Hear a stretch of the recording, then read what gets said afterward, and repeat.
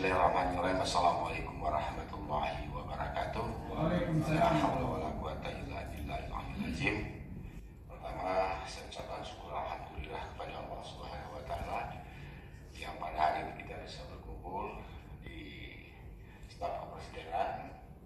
Terima kasih pertama Pak Deputi Bidang Ekonomi staf ahli Pak Fajar, dan begitu juga dengan staf yang lain, begitu juga rekan-rekan P3MI yang mewakili pekerja migran Indonesia yang ada di Indonesia. Baik Bapak, kami perkenalkan rekan-rekan kami yang hadir pada hari ini. Ini adalah Pak Sismeri, Pak, selaku Dirut P3MI.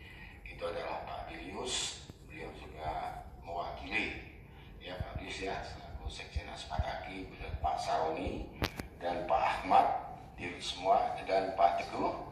Nah ini Pak Idris, Pak, Ketua Konsorsium, begitu juga Pak Ahmad dan Pak Sugeng, Pak Lutfi. Nah kami bawa satu wanita cantik, Bu. Ini adalah beliau, saya rasa mungkin Pak Putih tahu. Beliau ini adalah istri Pak Putih, mantan Gubernur Aceh. Ya, makanya beliau hadir Pak hari ini. Wah, mau ketemu Pak Muldoko. Ya, itu dia Pak. Makanya kepingin hadir Pak. Sebenarnya hari ini ada tugas dia. Nah, itu Pak Deputi. Ya, kami ingin menyampaikan kenapa kami akhirnya memberi masukan ataupun minta pandangan atau pendapat di KSP ini, karena kami mengalami hambatan dan kesulitan selaku pengusaha dalam penempatan tenaga kerja ke luar negeri. Ada beberapa hal yang mungkin nanti menjadi bahan pertimbangan Bapak untuk disampaikan ke Presiden, dan kami juga sudah bersuara di media sosial, baik di TV, di mana-mana, tapi kami kurang direspon. Artinya akhirnya kami hadir ke sini itu ibaratnya Bapak sudah mentok usaha kami di luar. Dan kami juga ingin menyampaikan yang sesungguhnya apa sih sebenarnya terjadi terhadap P3MI ini.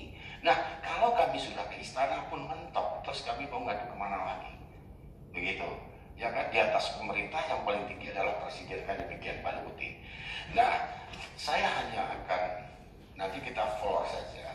Mungkin rekan-rekan bisa menyampaikan, walaupun secara data kita sudah berikan Pak, lebih baik kita dialog tanya jawab lebih menarik saya rasa Pak, biar kita tidak ternampak formal gitu ya Pak Deputi ya.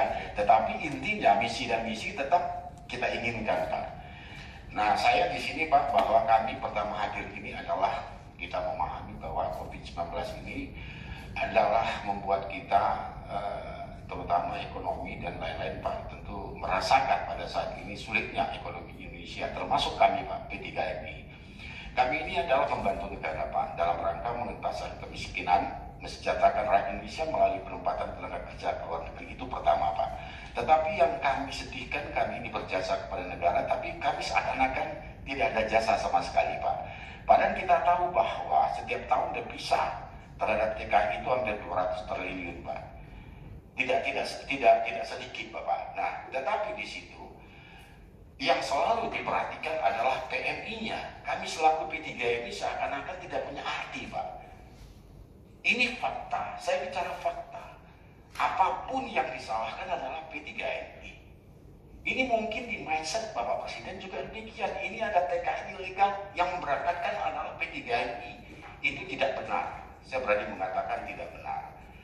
Nah mungkin dari staf kepresidenan bisa meminta apakah itu warga negara Indonesia yang bermasalah atau P3MI yang menempatkan. Dan kami sepakat kalau memang itu P3MI menempatkan penjarakan. Nah karena itu sudah melanggar aturan Pak. Jadi kami di sini ini yang datang ini insya Allah Pak tidak memuji diri sendiri. Kami ini orang-orang yang ingin benar yang hadir di sini ini. Maka kami buat sampai ke sini adalah ingin menyampaikan sesuatu yang kami merasakan ada ketidakadilan gitu, tapi tidak besar di Sumatera Bapak. Ya kan, lahirnya saja gitu Bapak. Nah saya kali ini menyampaikan pertama, dengan adanya pandemik, akhirnya pemerintah melalui Undang-Undang Nomor 18 Tahun 2017 Pasal 32, bahwa di situ pemerintah berhak menghentikan penempatan tenaga kerja ke luar negeri demi keamanan, perlindungan dan hak asasi manusia. Nah, dasar inilah akhirnya P3NI itu sementara dihentikan oleh Kementerian Tenaga Kerja Republik Indonesia di tanggal 18 Maret tahun 2020. Saya tidak dibawa ya Pak Pilus ya. Nanti mungkin Pak yang orang bisa kami susuri bahwa itulah penghentian sementara tanggal 18 Maret tahun 2020 sampai hari ini belum dibuka. Itu dari beberapa asosiasi baik Ajapti, baik Aspataki, baik Wisataki sudah mencoba mendekati instansi-instansi terkait yang ada di Indonesia yang punya kepentingan, termasuk gugus tugas, Kemenlu, terus Kementerian Kerja, PP2MI, itu sampai sekarang Pak belum dibuka. Nah, yang kedua, berapa banyak tenaga kerja yang sekarang ini yang menunggu untuk penempatan itu adalah sekitar 43.000 Pak. Ini akan menjadi korban kalau ini tidak dibuka sampai saat ini. Nah, kenapa kami mendesak untuk dibuka Pak? Karena undang-undang kita mengatakan jika negara penempatan tertutup untuk menerima warga negara asing, berarti kita tidak bisa menempatkan tenaga kerja asing Pak. Itu undang-undang yang bicara.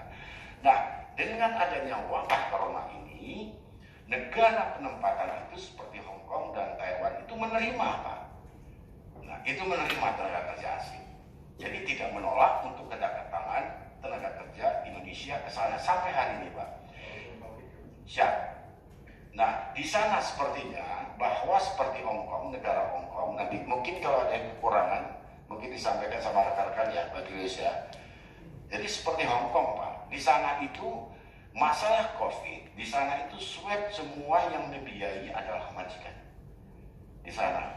Kenapa Pak? Saya berpikir kalau bicara tentang keamanan, saya rasa adalah lebih aman tenaga kerja kita di Indonesia. Kenapa? Mereka itu kerja di rumah tangga Pak. Mereka kerja di rumah tangga, otomatis mereka tidak mungkin keluar.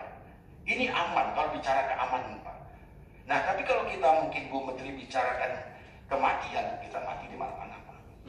Nah, saya mengatakan warga, bukan hanya PMI ada yang dilindungi, tapi seluruh warga Indonesia negara wajib melindungi.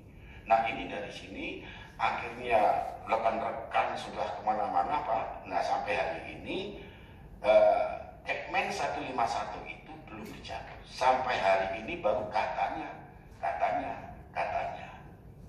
Nah, ini kan pengangguran banyak Pak.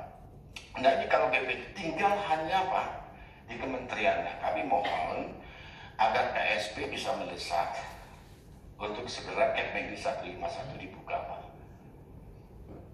Nah, mungkin saya rasa, mungkin saya hanya itu dulu ya, yang di 151. Mungkin nanti rekan-rekan Pak, saya hanya membuka aja sementara. Mungkin kemarin ada 4 poin Bapak ya. Baru 151 yang paling urgent ini dibuka kembali agar tidak terjadi pengangguran gitu loh Pak. Mungkin itu Pak Deputi itu sementara. Mungkin nanti rekan-rekan bisa menyampaikan kekurangan yang Pak saya sampaikan. Saya rasa itu dulu Pak. Terima kasih. Wassalamualaikum warahmatullahi wabarakatuh.